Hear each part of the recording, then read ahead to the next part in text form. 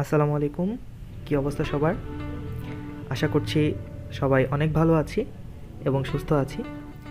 তো আজকে আমরা শিখব কিভাবে কোনো ছবি অথবা কোনো পিডিএফ থেকে কিভাবে আমরা কোনো লেখা কালেক্ট করতে পারি।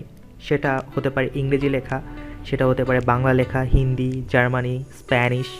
তো যে কোনো লেখা কিভাবে খুব সহজেই আমরা কোনো পিডিএফ অথবা কোনো ছবির মধ্য থেকে কালেক্ট করতে পারি সেটা আজকে আমরা শিখব। তো এটা কিন্তু মেইনলি আমাদের হেল্প করবে কোনো কিছু ডকুমেন্টেশনের ক্ষেত্রে। ঠিক আছে, হতে পারে সেটা আমাদের অ্যাসাইনমেন্ট, হতে পারে নির্দিষ্ট কোনো পিডিএফ। তো আমরা সবাই জানি যে পিডিএফ অথবা ছবি থেকে কিন্তু নির্দিষ্ট কোনো লেখা কিন্তু কালেক্ট করা যায় না বা কপি করা যায় না।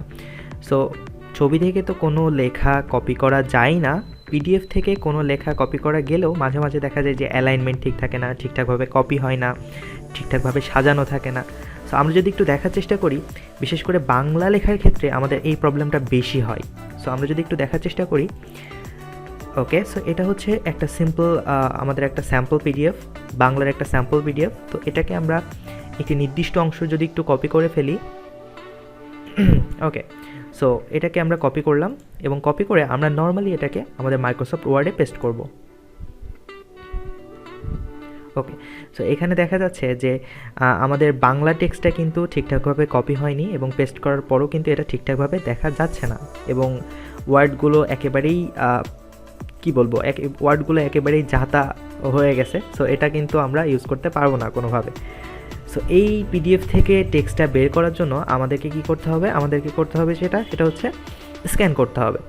সো এখন কিভাবে খুব সহজেই কোনো পিডিএফ বা কোনো ছবি আমরা স্ক্যান করতে পারি সেটাই খুব সহজ একটা ট্রিক্সের মাধ্যমে আজকে আমরা শিখব।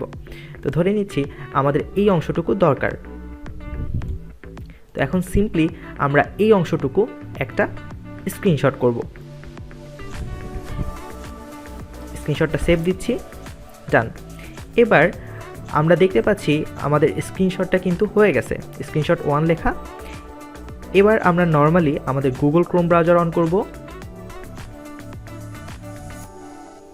ওকে।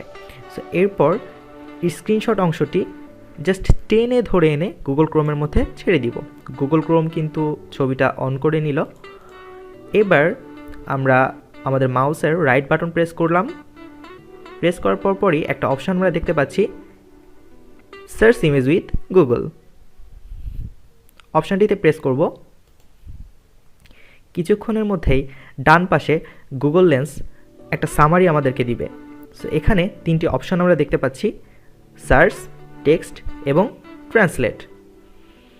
তো এটার মধ্যে থেকে আমরা টেক্সট অপশানটিতে প্রেস করব।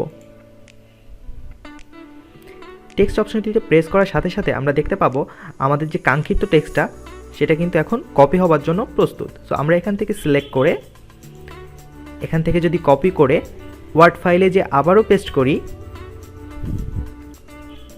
দেখতে পাবো আমাদের পিডিএফের লেখাটা খুব সুন্দরভাবে এখানে কিন্তু বসে গেল। অর্থাৎ এভাবে আমরা কোনো টেক্সট কোনো একটা পিডিএফের মধ্যে থেকে কালেক্ট করতে পারি। একইভাবে আমরা যদি আরেকটা ইংলিশ টেক্সট দেখার চেষ্টা করি বা ইংলিশ পিডিএফ দেখার চেষ্টা করি, সো ধরে নিচ্ছি এটা হচ্ছে আমাদের ইংলিশ স্যাম্পল পিডিএফ।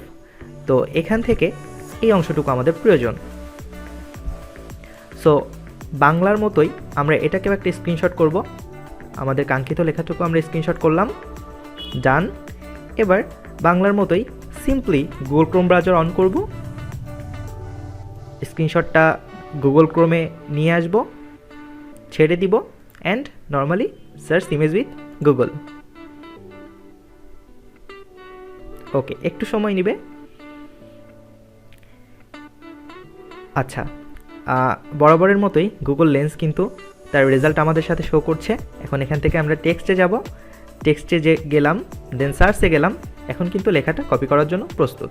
আমরা চাইলে নিচের এই সার্চ অল টেক্সট বাটনটির প্রেস করার মাধ্যমে লেখাগুলো সব সিলেক্ট করে নিতে পারি, দেন কপি প্রেস করলেই লেখাগুলো কিন্তু কপি হয়ে গেল।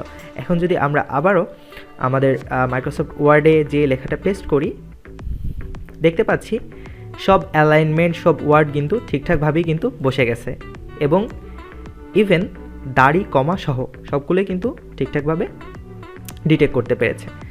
তো এভাবেই যে কোনো পিডিএফ থেকে আমরা চাইলে লেখাগুলো স্ক্যান করে আমাদের ডকুমেন্টেশনে ইউজ করতে পারি।